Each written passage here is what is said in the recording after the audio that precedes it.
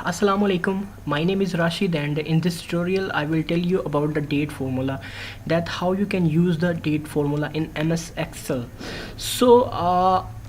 From here on this sheet I will be telling you that there are two ways by which you can insert the date in MS Excel sheet. So first formula is equal to today parentheses open and parentheses close, and it will give me the current date. Okay, and the other way is equal to now parentheses open parentheses close, and it will give me the date and as well time. And if I can exclude the time from here. Okay, I will select date, and from here I will, and I can.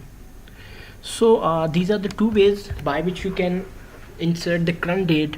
Okay, and this will be a dynamic. If I will close that file and open it, like today is 19. Okay, and if I will save this file and close that file and open it in 20th April, so it will update it automatically because it's dynamic. Okay, it will be changing with the passage of time. So these are two ways by which I can put the date in MS Excel sheet. So this is all for this tutorial, and one more thing, that is you have to subscribe my channel www.youtube.com/c/my eTutorial, and one more thing, that is my Facebook page www.facebook.com/my eTutorial. So thank you so much for your time. Thank you.